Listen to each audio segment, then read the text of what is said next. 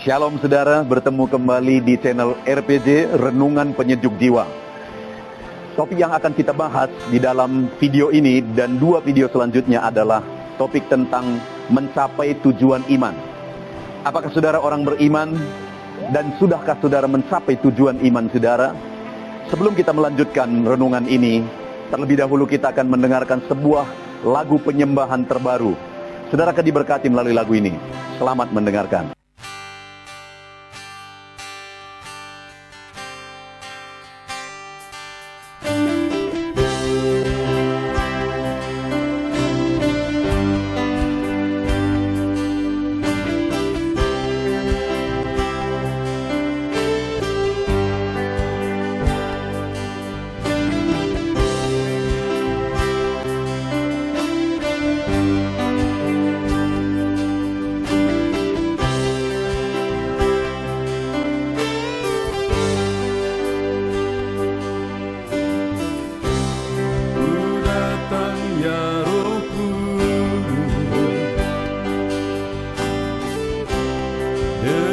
Segenap hatiku, ku datang ya Roh Kudus, bawa hati yang haus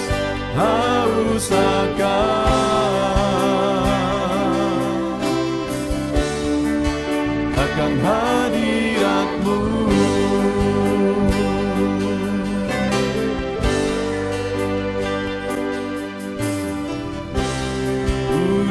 Datang ya Roh Kudus, dengan segenap jiwaku, ku datang ya Roh Kudus, bawa jiwa yang rindu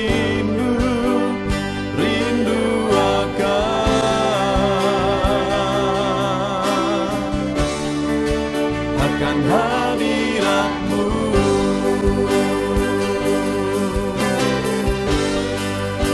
Sebab hadirat-Mu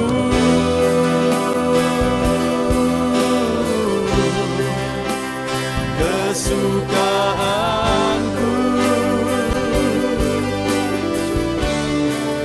sebab hadirat-Mu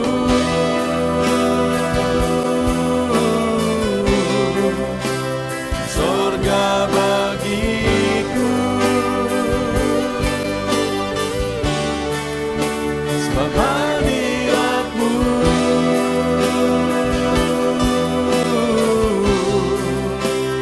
kepuasanku,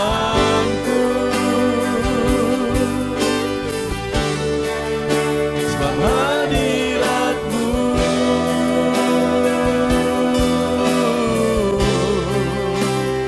sorga bagiku.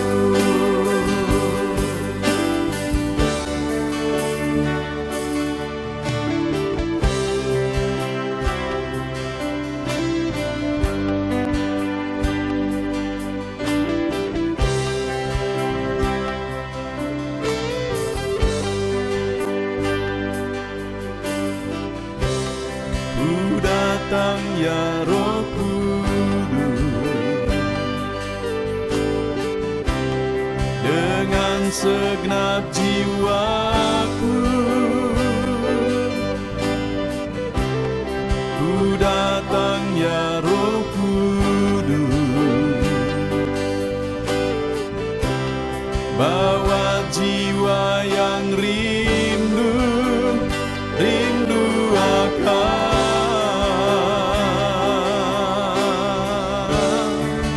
akan hadirat-Mu.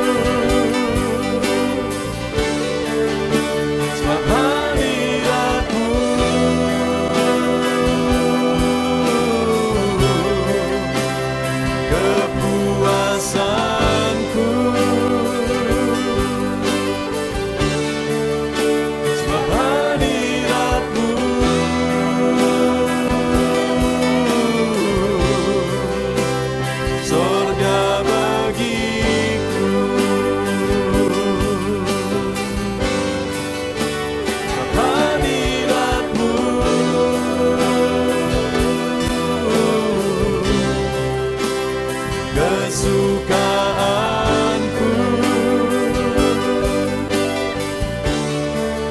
Sebab hadirat-Mu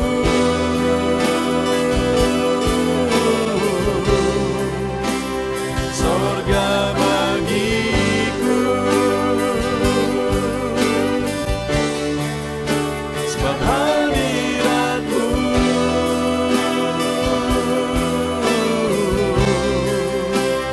kepuasanku.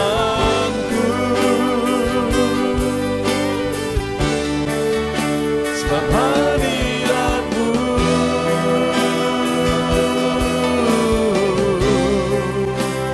sorga bagiku.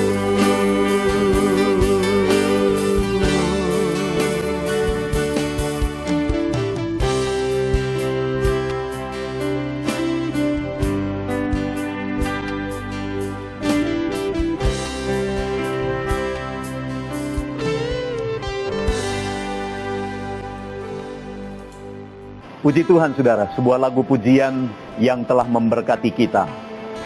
Saudara, iman adalah satu hal yang sangat penting dalam kehidupan kita. Lebih penting dari banyak hal dalam kehidupan ini. Karena perkara-perkara dunia itu sifatnya sementara. Sedangkan iman itu berhubungan dengan kekekalan. Tapi apakah kita pernah serius bertanya tentang iman kita? Apakah iman kita itu sudah mencapai tujuannya? Nah saudara, di dalam video ini dan dua video selanjutnya kita akan membahas tentang tujuan iman kita. Dan berharap melalui renungan ini, saudara akan jelas apakah saudara sudah mencapai tujuan dari iman saudara.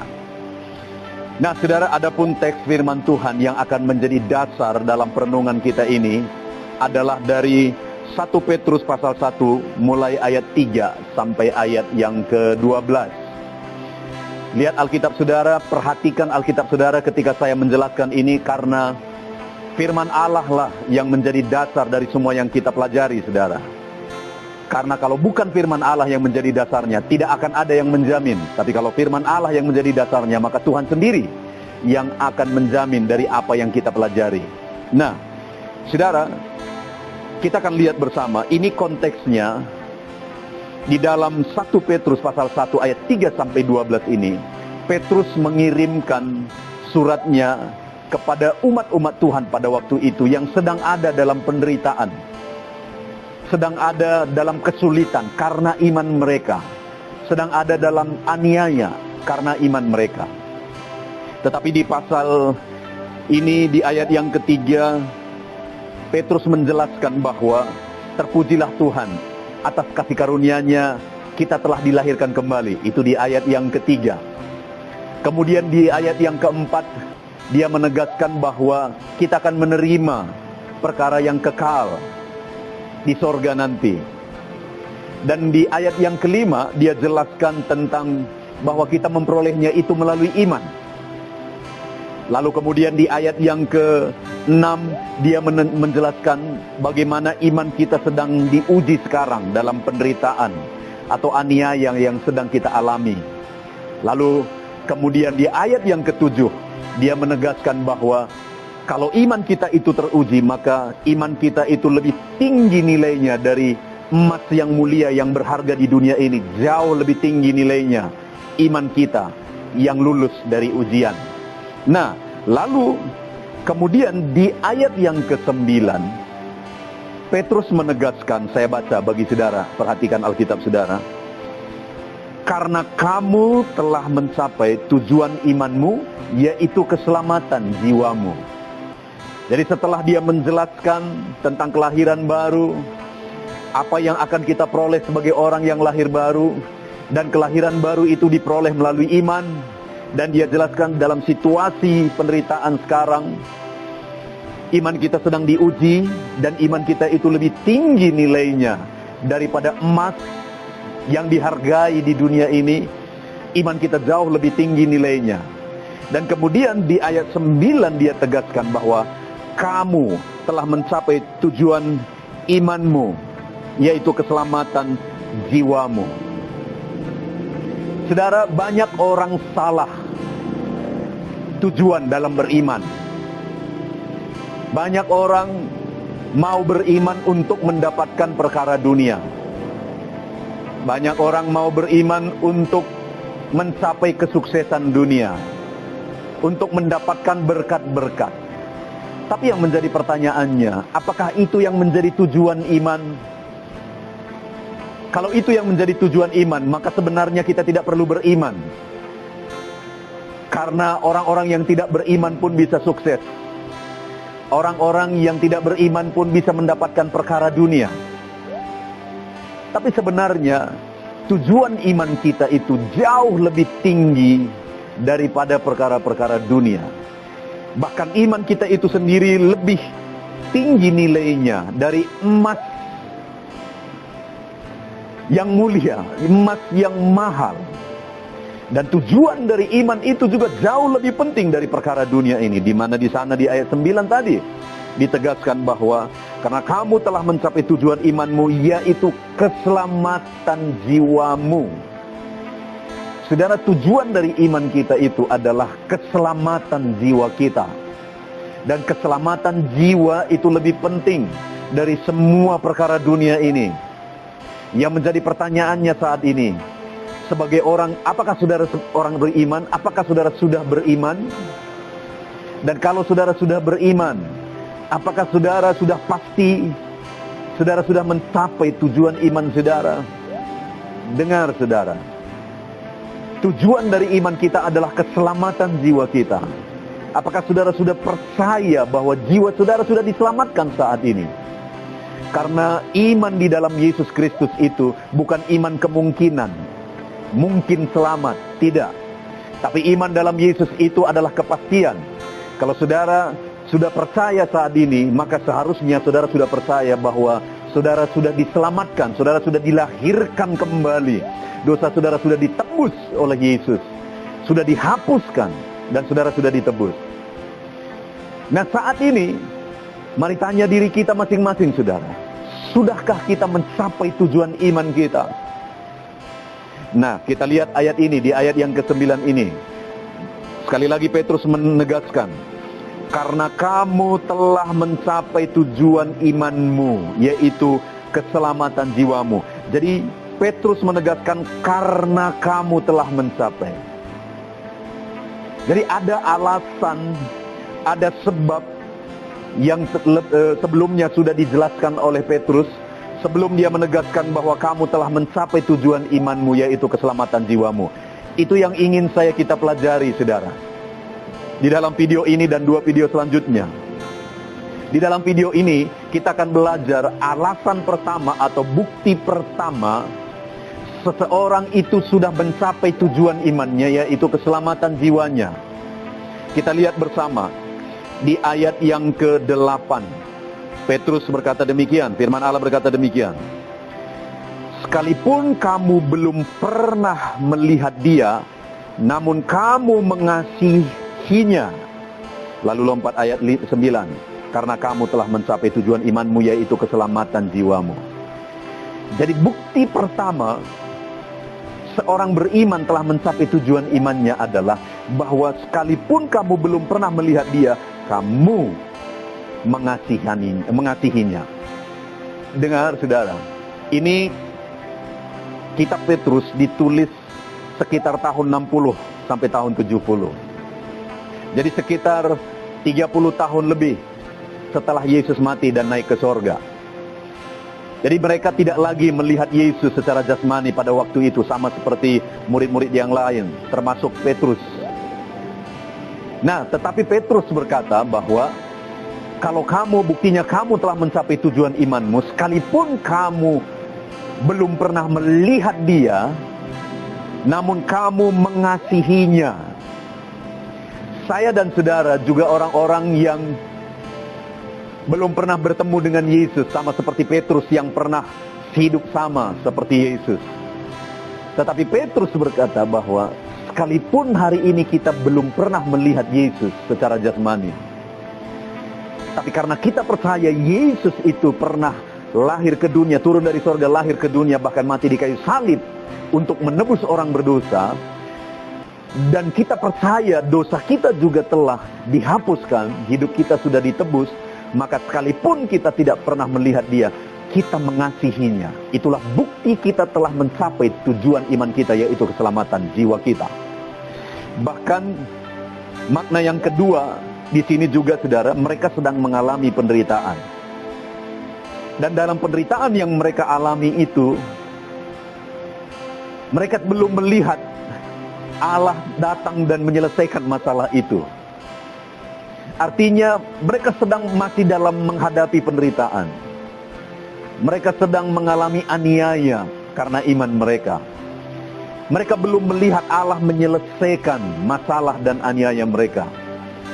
Tetapi namun demikian mereka tetap mengasihi Tuhan dalam kehidupan mereka. Sekalipun menderita, sekalipun teraniaya, mereka tetap mengasihi Tuhan. Sehingga Petrus berkata, karena kamu telah mencapai tujuan imanmu, yaitu kamu telah mengasihi dia sekalipun kamu mengalami aniaya. Karena kamu telah mencapai tujuan imanmu, yaitu keselamatan jiwamu. Saudara, sebagai orang beriman saat ini, apakah saudara yakin bahwa saudara sudah mencapai tujuan iman saudara, yaitu keselamatan jiwa saudara? Bukti saudara sudah mencapai tujuan iman saudara, yaitu keselamatan jiwa saudara. Apapun keadaan saudara hari ini, saudara mampu mengasihi Tuhan. Mungkin saat ini ada penderitaan yang harus saudara tanggung karena iman saudara. Mungkin saat ini ada kesusahan yang harus saudara tanggung karena penderitaan saudara. Namun demikian saudara tetap mengasihi Tuhan. Itulah buktinya saudara sudah mencapai tujuan iman saudara. Saudara, hiduplah tetap mengasihi Tuhan apapun keadaan yang saudara alami. Hiduplah tetap mengasihi Tuhan apapun situasi yang saudara alami. Karena itulah buktinya saudara sudah mencapai tujuan iman saudara, yaitu keselamatan jiwa saudara. Biarlah hari ini setiap saudara, orang-orang beriman, memiliki kepastian bahwa saudara sudah mencapai tujuan iman saudara, yaitu keselamatan jiwa saudara. Hiduplah tetap mengasihi Tuhan apapun kondisinya. Sekalipun berat, sekalipun susah, sekalipun saudara harus mempertahankan iman saudara dengan satu penderitaan, dengan satu kesulitan, tetaplah mengasihi Tuhan. Sekalipun keadaan saudara saat ini berat, tetaplah hidup mengasihi Tuhan. Karena itulah buktinya saudara sudah mencapai tujuan iman saudara. Puji Tuhan, Tuhan memberkati saudara tetap mengasihi Tuhan. Mari kita sama-sama berdoa. Terima kasih Bapa di sorga, kami bersyukur buat firman-Mu. Kami akan tetap mengasihi Engkau. Karena itulah bukti kami telah mencapai tujuan iman kami. Apapun keadaan, apapun kondisinya, kami akan tetap mengasihi Tuhan. Terpujilah nama Tuhan, kami bersyukur buat firman-Mu. Dalam nama Tuhan Yesus Kristus kami berdoa. Amin. Puji Tuhan saudara. Tentunya renungan penyejuk jiwa hari ini sudah menjadi berkat bagi setiap saudara yang menyaksikan. Mari kita terapkan firman Tuhan dan raih janji firman Tuhan dalam kehidupan kita sehari-hari. Dan jangan lupa saudara, perkembangan channel ini tidak terlepas dari partisipasi saudara untuk mensubscribe, like, mengkomen, dan men-share kepada lebih banyak orang. Terima kasih buat partisipasi saudara. Tuhan Yesus memberkati.